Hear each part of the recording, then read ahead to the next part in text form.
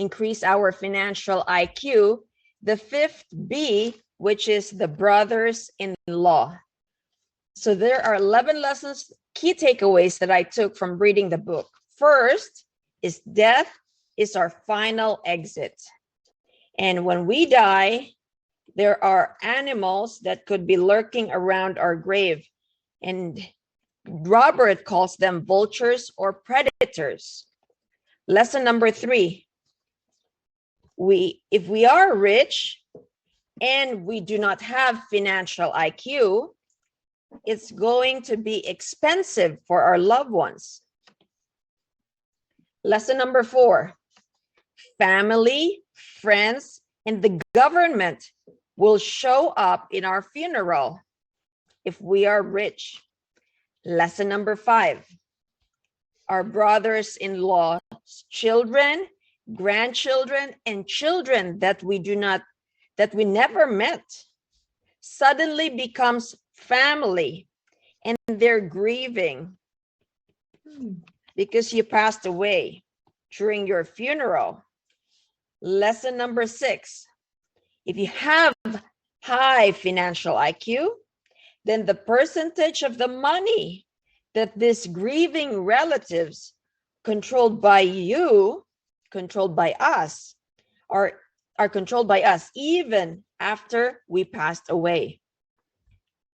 Lesson number 7.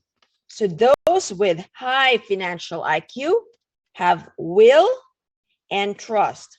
What is a will? A will is a written or legal declaration of your wishes after your death. This is the big difference of will and trust. Will is when after you die. Trust, you can be in control even if you are still alive. A trust need to form. You have to go to your attorney to form the trust. You would have to pay the attorney to form the trust. Will, you just write it in a piece of paper and that can be your will. Now, what is a trust? It's a fiduciary arrangement where the trustor gives the trustee the right to hold and manage your assets for the benefit of a specific purpose and person. It is effective immediately, and you are doing this while you're alive and you are fully in charge. Lesson number 8.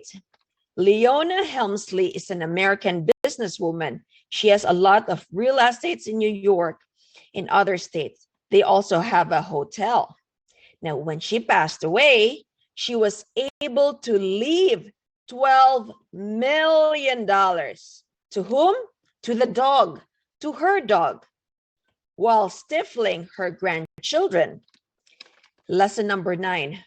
While we do not suggest, I do not suggest that we do that, this is a positive proof, a powerful proof that having high financial IQ will allow us to determine where our money goes, even if we pass away. Lesson number 10. So before we pass on, we need to plan our exit with an estate planning specialist. And that's what 𝗦𝗵𝗲 have, and that's what the wealthy have. They have an estate planning specialist. Lesson number 11. So if you're rich, or if you're planning to be rich, financial exit is a financial intelligent thing to do. So those are my 11 lessons learned. I would like to know in the comment section below what you've learned. So stay tuned for more 𝗦𝗵𝗲 show, and we'll be providing you with more of financial education. Wonderful, wonderful. Friends, if you enjoyed this conversation, oh my goodness, Ria, you know what? I have questions. So Yes. what does stifling mean? What does that mean? Oh, you're trying to be a miser, or you're not trying to give equally Equal to share. the rest of your family, but then for the dog, you're giving away that was 12 that million. 12 million to your dog. You know what? I saw a movie that the actor, the owner of this estate, actually gave the money to his will to his dog. But it's amazing. I mean, that 12 million, yeah, I know, but she was rich. I guess she didn't have kids, but then she bypassed her grandchildren and gave it to a dog. A lot of people do that, but it just makes me wonder as to whatever planning people have, right? So okay, so that's what that means. Yes, but I would like to share a point here though, because if you have the estate planning before you die, you have the will, you have the trust, and you have this estate planning before you die, you can control where your money goes. If you do not have the will, the trust, the estate planning, the court, you're going to go into probate. So the court will decide where the money goes. So if you have kids, it will take time. The probate will take time. The judge will determine, the government will determine, but that takes time. You will have to pay for that probate fees. And then what they do is they split it.